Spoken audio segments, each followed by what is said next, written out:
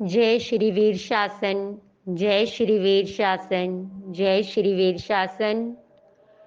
नमो अरिहन्ताण।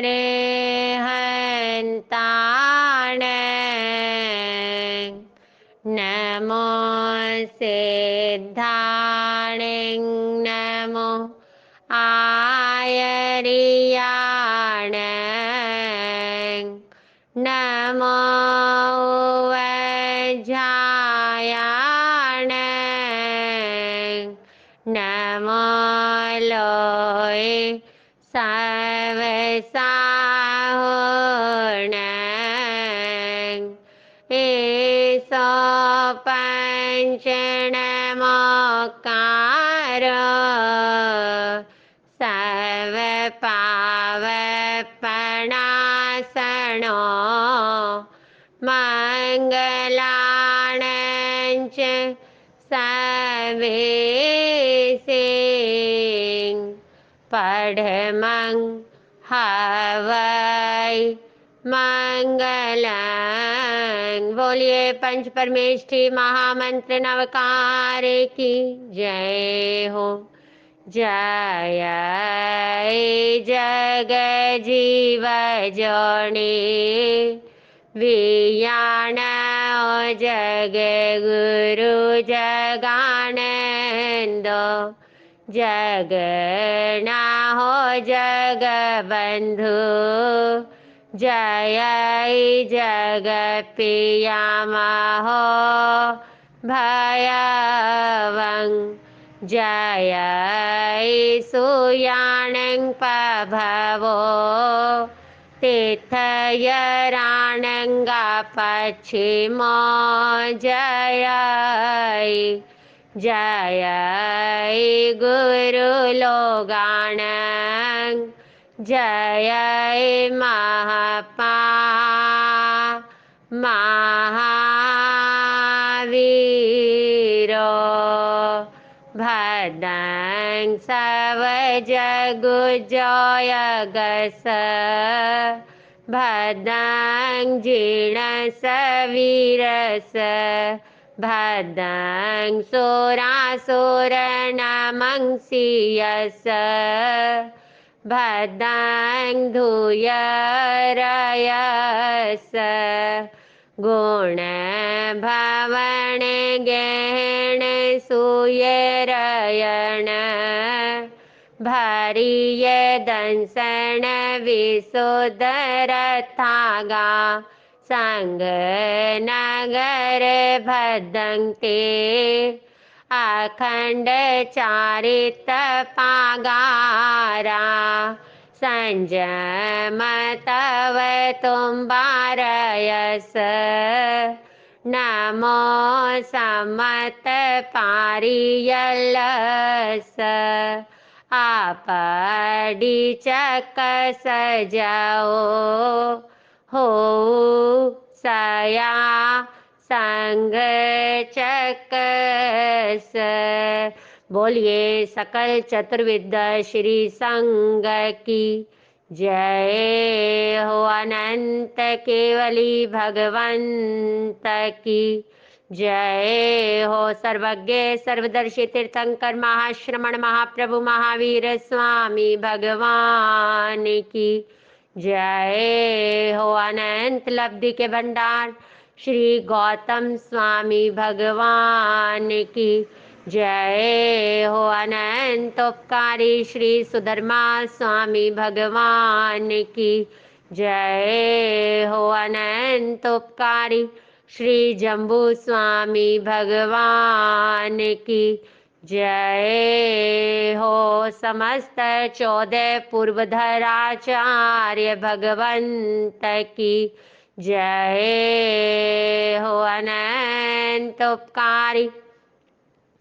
आचार्य श्री भद्रभाव स्वामी जी महाराज से लेकर वर्तमान में युग प्रधानाचार्य आचार्य सम्राट पूज्य श्री शिव मुनि जी महाराज पर्यंत समस्त आचार्य भगवंत की जय हो। अनंत उपकारी देवर्षि गणित क्षमा श्रवण महाराज से लेकर वर्तमान में आगम ज्ञाता आगम पुरुष उपाध्याय भगवान श्री जितेंद्र मुनि जी महाराज पर्यंत समस्त उपाध्याय भगवंत की जय हो। 20वीं अरमान भगवान की जय हो। 11 गंधर 16 महासतियों की जय हो। भगवती आर्य आश्रमणी शिरोमणि महासती श्री चंदन बालाजी महाराज से लेकर वर्तमान में मेरी गुरनी मैया अति विचक्षणा महासती श्री नंदिनी जी महाराज पर्यंत समस्त साधु साध्वी भगवंत की जय हो। श्री उत्तराध्ययन जी सूत्र 9वां अध्ययन गाथा 11 से 16। मठंग निसामिता हेउ कारण चोइयो ताओ नामिंग्राएरी सिंह देविंदोए नम बवि एस अगियवाउय एयं दजई मंदिरम भयवंगन्ते उरंगतेनं किसनं नावपेखः मठं निसामिता हेउ कारण चोइयो ताओ नामिराए ऋषि देविंदमिणमबवि सोहम वसामो जीवामो जेसिमो नथि किंचनम मिहिलाए डजमाणिये न मे डजई किंचनम चत्त पुत्त कलतस निवावारस भिक्षुणो पियं न विजयी किंची आपियंपि न विजयी बाहुं खुमुनिनो भदं आणगारस भिक्षुणो सवाओ विपमुकस एगंतमनुपसओ।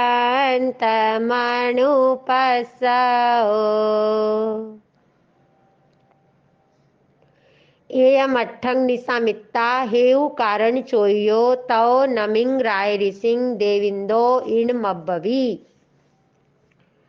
तदनंतर ए मठंग इस पूर्वोक्त अर्थ को जो नमिराज ऋषि ने समाधान दिया उसको श्रवण करके हेउ कारण चोइयो हेतु और कारण से प्रेरित किया हुआ देविंदो वह देवेंद्र नमिंग राय ऋसिंग राज ऋषि नमी को इन मब्बवी इस प्रकार फिर कहने लगे। क्या कहने लगे?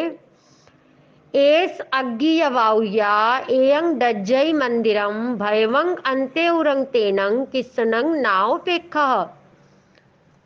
एस यह प्रत्यक्ष अग्नि और वायु अग्नि और वायु के सहयोग से एयं डज्जई मंदिरं भयवंग हे भय रहित भगवान।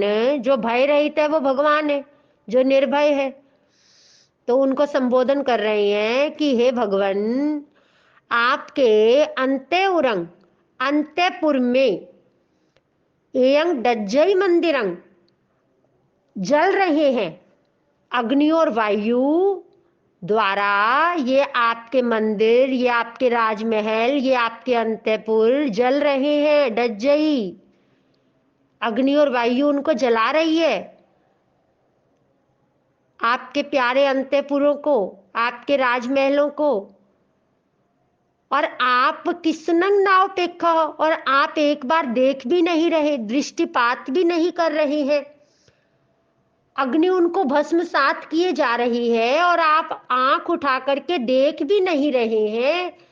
और आप इतने दयालु हैं, आप इतने श्रेष्ठ नीतिज्ञ हैं, नीतिवान हैं, और आप अपनी दग्ध होती हुई राजधानी को बचाने का किंचित मात्र भी प्रयास नहीं कर रही हैं। आप उस तरफ ध्यान ही नहीं दे रही हैं। ऐसा कैसे है? बड़ा ही ऐसा शक्रेंद्र महाराज ने एक ऐसा प्रश्न कर दिया कि आप तो नीतिवान हैं, आप तो दयावान हैं, और आप तो अपने रतन त्रय की रक्षा करने में प्रवृत्त हुए हैं, तो आपकी तो एक जिम्मेदारी है सबकी रक्षा करना, प्रत्येक वस्तु की रक्षा करना। तो इस प्रकार से अब कितना ज्ञान भरा समाधान करने जा रहे हैं नमिराज ऋषि। ए मठंग निसामित्ता हेउ कारण सोयो तो नमी राय ऋषि देविंदम इन मब्बवी। ए मठंग, इस प्रकार से इस अर्थ को निसामित्ता श्रवण करके, हेउ कारण चोयो, हेतु और कारण से प्रेरित, तो नमी राय ऋषि, राज ऋषि नमी, देविंदम शक्रेंद्र महाराज को, जो ब्राह्मण के वेश में आए हैं, प्रथम देवलोक के इंद्र महाराज, उनको इन मब्बवी इस प्रकार कहने लगे। क्या कहने लगे? सुहम वसामो जीवामो जैसिम मो नत्थि किंचनम मिहिलाय डजमाणिये नामे डज्जय किंचनम। सुहम वसामो जीवामो, हम तो सुखपूर्वक अपनी आत्मा में वास कर रहे हैं। हमारा तो ज्ञान है और दर्शन है, एगो में सासा अप्पा, बस शेषा में बाहिरा भावा, शेष सब पुद्गल है, क्योंकि हमने उनके प्रति राग और द्वेष का ही परित्याग कर दिया, हमने मोह का ही परित्याग कर दिया। अब मेरा यदि कुछ है तो मेरा ज्ञान और दर्शन है, मेरा इसके अलावा कुछ है ही नहीं है। और जैसी मोनत्थि किंचनम, तो ये मेरा किंचित मात्र जो है ही नहीं है, तो मिहिलाय डजमानिए, मिथिला के जलने पर, नामे डज्जय किंचनम, मेरा तो किंचित मात्र भी जलता, क्योंकि मैंने मेरापन छोड़ दिया, मैंने ममत्व का परित्याग कर दिया, और अब मुझे ये बोध हो गया कि मेरा तो केवल ज्ञान और दर्शन है।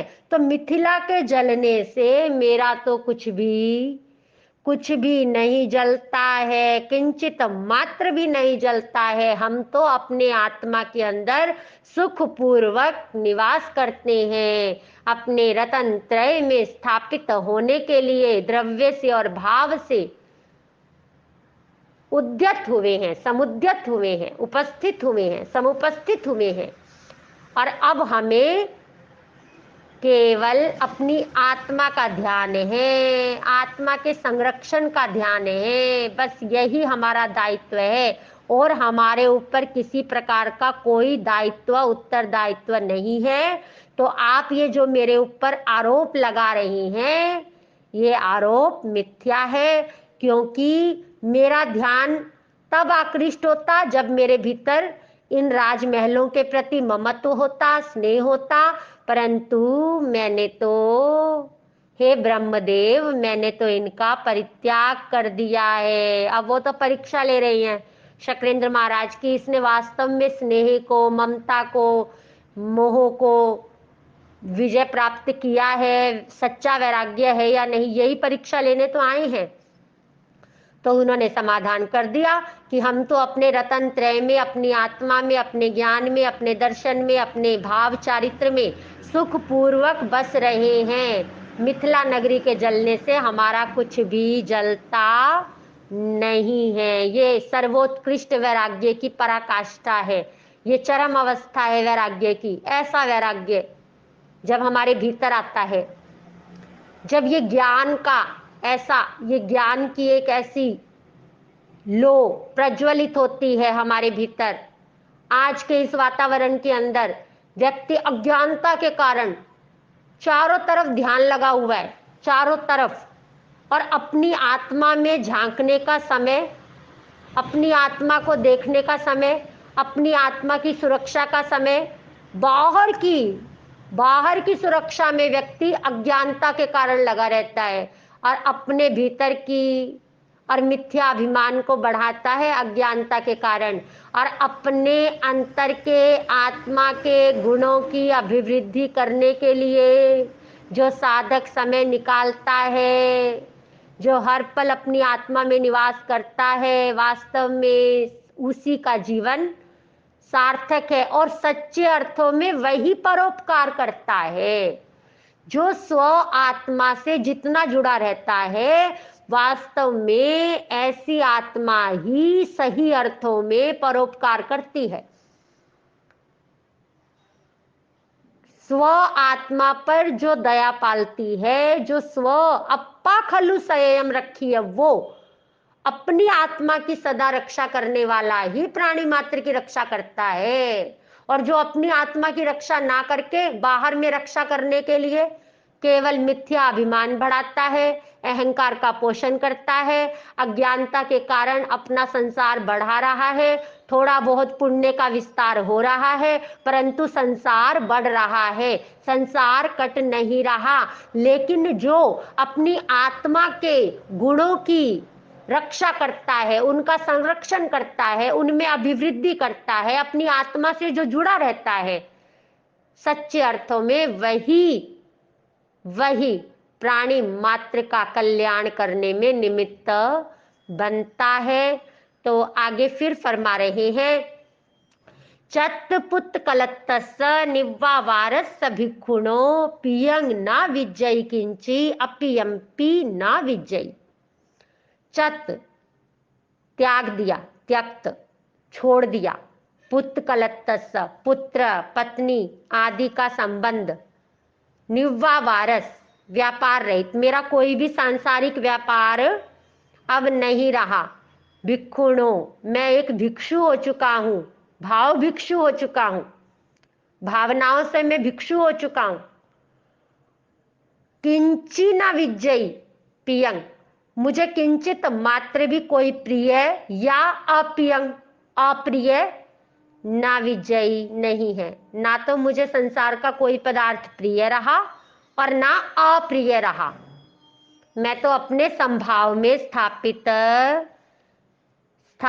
हो गया। संसार के अंदर सुख और दुख का जनक, सुख और दुख की उत्पत्ति का कारण क्या है? ममत्व है। सुख दुख की भावना का जो उद्गम स्थान है, जो स्रोत है, वो क्या है? केवल और केवल मोह है, ममत्व है।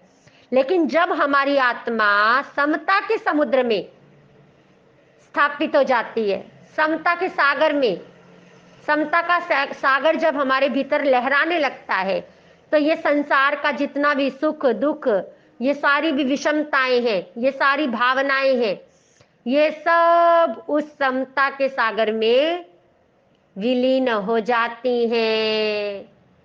और फिर बस आत्मा का ध्यान रहता है और आत्मा के गुणों की सुरक्षा का ध्यान रहता है। ये बिल्कुल ऐसा है जैसे दशा बदल गई, दिशा बदल गई, बहिर्मुखी से अंतर्मुखी हो गया, बिल्कुल जीवन का आमूलचूल परिवर्तन हो गया, रूपांतरण ही हो गया, रूपांतरण ही हो गया। अभी तक तो ध्यान बाहर था और अब ध्यान केवल और केवल भीतर, केवल और भीतर, भीतर और भीतर। और सही अर्थों में ऐसा आत्मार्थी ही जन जन का कल्याण कर पाता है। जो जितना आत्मार्थी होगा वही उतना परोपकार करने वाला सहज रूप से हो जाएगा। सहज रूप से स्व कल्याण करने वाला ही जन जन का कल्याण स्वतः, उसको पता भी नहीं चलता कि मेरे द्वारा हो रहा है, पर होता है, वह निमित्त बनता है। बहुखु मुनिनो भद्दं अनगारस भिक्षुणो सवो विपमुक्कस एगंत मणुपस्सो। बहुखु मुनिनो भद्दं, मुनि को भद्दं कल्याण, मुनि का कल्याण, मुनि का सुख बहुखु बहुत ही। मुनि को अपनी आत्मा में रहने में ही बड़ा सुख है, उसी में उसका कल्याण है, निश्चय ही। खू यानी निश्चय ही। बस जितना आत्मा में रहता है उतना आनंद से भरा रहता है, उतना परम अव्याबाद सुख में निमग्न रहता है। अनगारस भिक्षुणो, और जो ऐसा अनगार भिक्षु, आगार रहित भिक्षु हो गया, जो सब प्रकार के सवो विपमुक्कस, सभी प्रकार के बंधनों से जो रहित हो गया, बाह्य बंधनों से भी और भीतर के बंधनों से भी।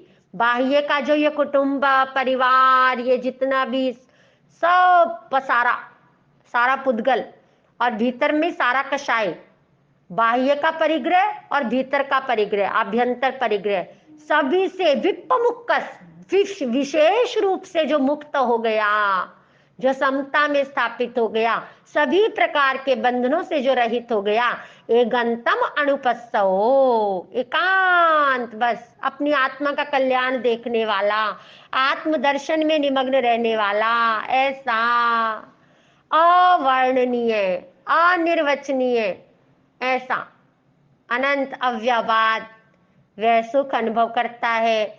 और संसार में कोई कितना ही प्रतिभावान हो, कोई कितना ही प्रतिभाशाली हो, परंतु जिसने अभी अपनी आत्मा का अनुभव नहीं किया, आत्मा का अनुभव नहीं किया, तो जब तक वह अपनी आत्मा का अनुभव नहीं करता है, वह उस अव्यवाद सुख का अनुभव करने में समर्थ नहीं हो सकता है।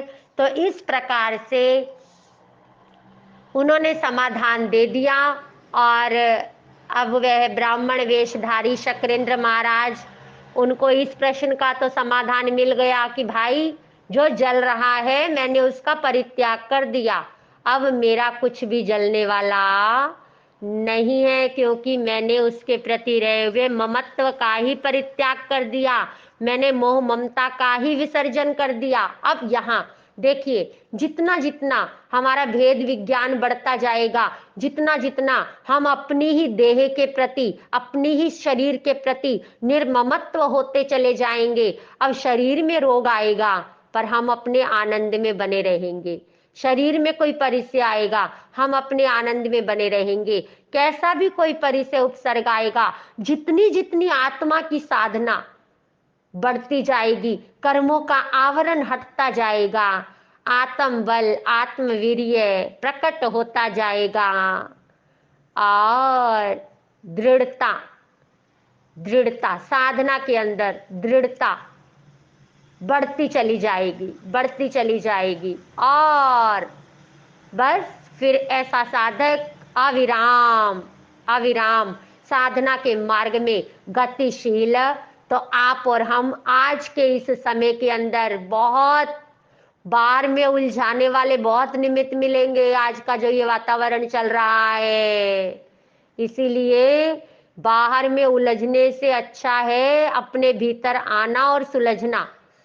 अपने भीतर जो आ गया वो सुलझ गया, और उसके लिए महाश्रमण महाप्रभु महावीर स्वामी भगवान द्वारा प्रतिपादित यह 12 प्रकार का तप, अनशन उनोद्री भिक्षाचरी आदि कायोत्सर्ग तक, ठानेनंग मोनेनंग झानेनंग, काया की स्थिरता, वाणी का मौन, आंखें बंद, ये साधना, ये साधना। और अनशन, अनशन पूरा नहीं कर सकते, घंटे घंटे का, 2-2 घंटे का, एकाशना पोरसी चौविहार, जितना जो कर सकता है, चातुर्मास आ रहा है, और उसके अंदर प्रति संलीन होना, छठा तप, बाह्य तपों के अंदर चारों ओर से ध्यान हटाकर सम्यक रूप से स्व आत्मा में लीन होना, और उसके बाद ऑटोमेटिक चित्त का शुद्धिकरण प्रारंभ होगा, विनय का प्रादुर्भाव होगा, वैयावृत्तीय विकार रहित चित्त से सेवा का भाव, विकार रहित, अपने पराई की भावनाओं से रहित,